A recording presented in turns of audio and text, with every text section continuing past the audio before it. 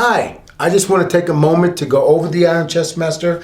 Even though you have the Iron Chest Master workbook, for me personally, I work better one-on-one and hands-on. So I'm just going to go through a few things and hopefully you'll glean something out of what I'm about to show you with the Iron Chest Master. As you look at the Iron Chest Master, you'll notice that we have resistance bands, and we always say no resistance, no results. This machine was designed so that you could maximize the development of your chest. And hardly anywhere in nature do you find direct lateral resistance. Even with the cable crossovers, the resistance comes from behind you. So the first thing I want you to do is set your knees in position. Now that your knees are in position, you want your chest directly over the machine. So as you go down, you want to go down as far as you can, all the way back up. Now from this position, instead of stopping and bringing the hands in, you want to make sure first, you concave the chest and then contract all the way in. We're going to try it one more time. Here we go. Down, all the way up, extend, now concave. Ooh. The next thing I want you to remember, make sure your elbows are never higher than your shoulders. You never want to be in this position. You want to move your body up, stay right here, right over the Iron Chest Master. If your elbows are higher, you're forcing this ball in the socket out of the joint. That's what we want to move away from.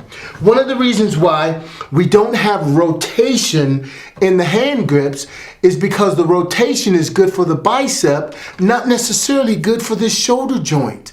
Now, this shoulder joint, as I said, is a ball in the socket, and if I can rotate it in and out of the socket. But because it's stable, like a bird, we continue to move in this motion. If a bird loses this joint, his life is over, because 95% of the bird's movement is in flying. But this is the bird's life. So, the largest muscle group on the bird and the leanest muscle group on the bird is his chest. We want to mimic that movement. If you look at the humerus, you'll notice that it's moving in the same arc as a bird flies. A bird gets resistance from the top and also laterally. So that's very important.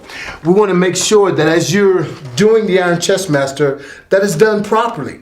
So concave at the top, squeeze all the way in.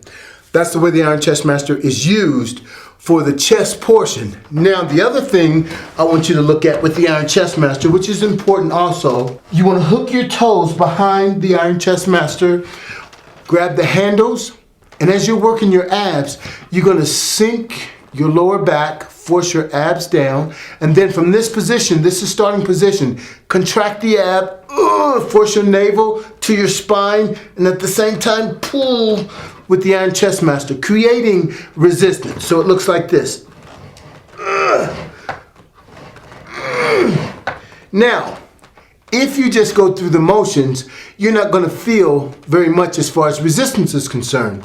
It'll look like this.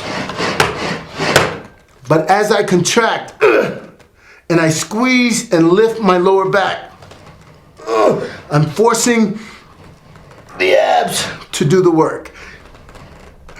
That's what it looks like. Now I'm going to try it from the side. Again, you want to hook your toes on the back, both hands on the handle, sink the abdominals, arch the back.